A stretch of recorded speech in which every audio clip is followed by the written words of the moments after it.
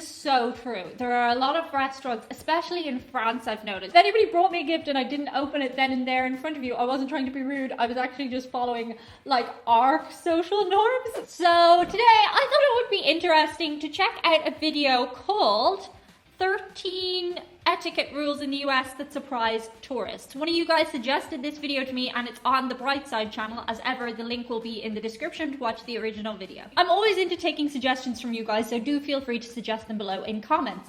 Also, if you leave a comment, it's good for me, and in turn it'll be good for you. Otherwise, an Irish curse will befall you, and that curse will be, as suggested by one of you guys in the comments, every time you catch a bus, you'll always miss it by just that little bit.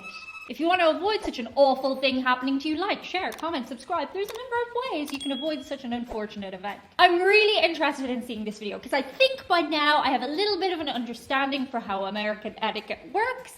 It's always super interesting because we are so vastly different in Europe and America. It seems like we're the same, but we're just not. Okay, to be fair, we all like hot dogs, but other things are different. Okay, let's check this out.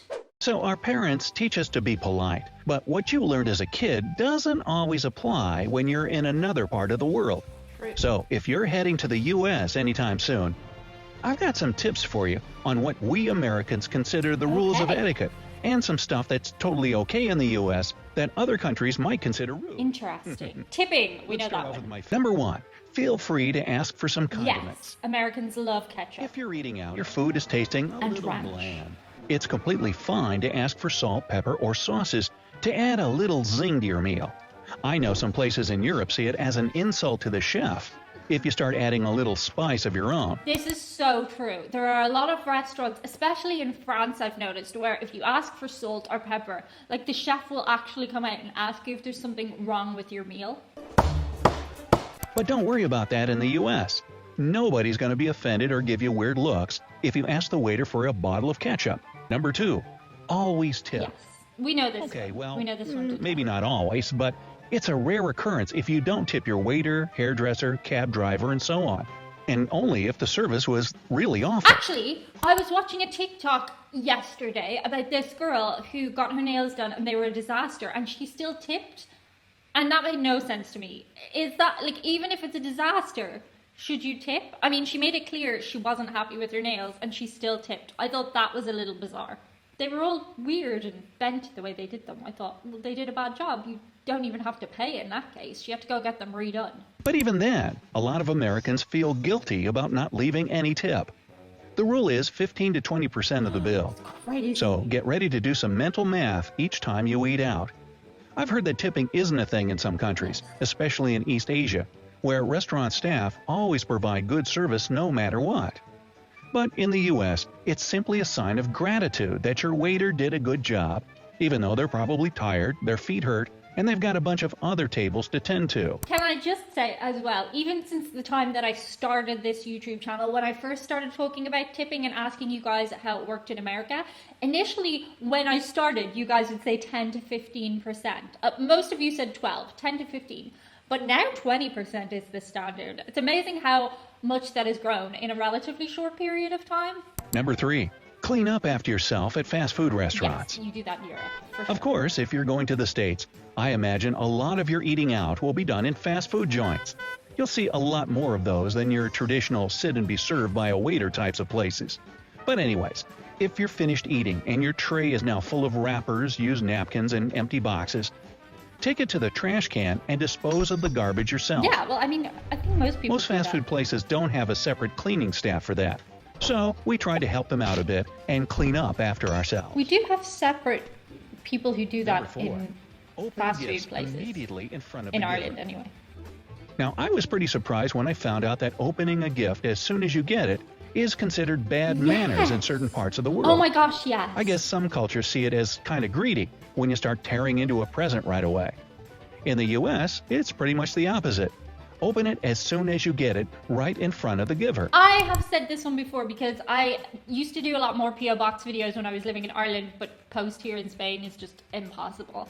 But you guys used to love it when I would open your presents, or even when I used to go and meet some of you guys if I'd be doing videos over in America and we'd do meet and greet kind of thing and you guys would give me gifts and I wouldn't open them right away. And I didn't realize I was being rude, but where I come from in Ireland, it's their manners not to open the gift in front of people. Some people do. It's not like a major cultural faux pas or anything. But the way I grew up, I was always told you don't open the gift in front of other people. Like if it's one-to-one, yes. But it's just in case like somebody gets you something that's worth substantially more than something else. You don't want to make another person feel bad. And I feel like that makes sense. But in America, you're expected to open it then and there. And I'm really sorry. If anybody brought me a gift and I didn't open it then and there in front of you, I wasn't trying to be rude. I was actually just following like our social norms. So I really hope nobody thought I was being rude. Sorry. Number 5. Be ready for small talk. Yes. Ireland is How about banter. that game last night? Whew. When's this weather going to let up already? Yes, Americans love small talk. So don't be surprised if a stranger just starts chatting with you. Yeah, a lot while more you're waiting in strangers line in or America sharing an will talk. elevator. It could be sports, the weather, traffic, anything, just to have a short, light conversation. I can't really say why we like talking to people we don't even know. But, I mean, if you're sharing a space with someone, are you just going to totally ignore their presence? That'd be awkward. Oh yeah, and you'll get asked how you're doing a lot, even by strangers. And you have to say It's fine. usually waiters and cashiers that'll greet you with a, How are you today? today? Just answer with fine, I and don't you, want you to say how you even if actually you're are. not exactly having a fantastic day. Number 6, expect a lot of smiles. Well, First of all, let me bust in the myth California, that not New Americans York. constantly walk around smiling ear to ear. Nobody does that, because that'd be weird. But again, if you're sharing a space and making small talk with a stranger, or maybe someone opens or holds the door for you, they'll smile at you. Yeah. And it's polite if you do the same. a lot smilier Cashiers and in waiters America. also greet you with a big friendly smile. I read somewhere that this goes back to our early history as a country, built by people who all spoke different languages. They didn't understand each other all that well, so they just smiled. Actually, here in Spain, I have noticed even less so in Ireland do people in like the service industry smile at you. If you go into a shop, they don't necessarily smile at you. In Ireland, they kind of will do if you make, small talk or banter, as we discussed. But in Spain, they don't find it necessary to smile. And that's not them being rude. It's just the cultural norm. Number 7, respect the bubble. Now, here's a pretty funny thing about Americans. We're friendly, we love to chat, but we also really like our personal bubble. Oh yeah, The unspoken you talk rule about is your to personal stand about an space. arm's length away when you're talking with someone. We're also not too big on touching during conversation, No. because this can be misconstrued as a way of flirting. Of course, the rule doesn't apply with close friends and family, Sure. but still, even then, most Americans aren't too touchy-feely. Yes, there are parts of Europe that are way more Number 8, tactile. and definitely no kissing. I know in countries like Spain and Yes. France, people often greet each other with a peck or two on the cheek. Definitely. There might be some Americans who greet the European way, but overall, we don't kiss each other as a way to say hi. Again, my personal bubble is my sanctuary, so don't come in it with puckered lips ablazing. Yeah. It's best to just say hi, smile, and keep it at that. By the way, as things are starting to go back to some kind of sense of normality and social distancing is kind of going away again, people in Spain are back to kissing once, usually twice or 3 times on the cheeks. And that's something I need to adjust to, because in Ireland we hug usually in Ireland, kissing not so much. Number 9, being loud is usually okay. The stereotype of the loud American tourist might ring true most of the time, since we tend to project our voices, Yes. even out in public. But also the It's not Spanish. that we're yelling all the time, but I'd say we certainly speak louder than people in Europe or Asia. I've gotten some friendly reminder to take it down a few decibels when visiting my friends abroad. But hey, if you're ever in the States, feel free to laugh out loud or get particularly Whoa. animated while telling a joke. But of course, there's a time and place for that. You still have to hush down in places like libraries. Yeah, of course. Number 10, indirectness is politeness. Yes. This is a big thing in So America. here's the thing about Americans. A direct, no, I don't want, or like that, is seen as pretty rude. Yes, for But sure. if an American gives you a polite, no thanks, I'd rather not, or I don't think that's the best idea, that doesn't mean that they're on the fence about it.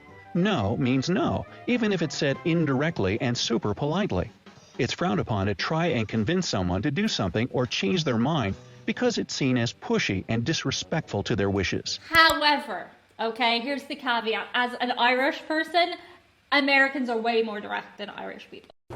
In a lot of ways, the Americans are less direct than the Spanish or the French or the Germans even, but Irish people are not remotely direct. Like, I find people in comments are way more straight to the point than I would be in Ireland, and I've just noticed, like, that's a different way of being. But it's made me, like, realize more so Irish people are just not direct at all. For example, we have the you need to ask 3 times rule, like, for example, with a cup of tea or something. Do you want a cup of tea? And you're like, no. Ah, yeah, okay, I will.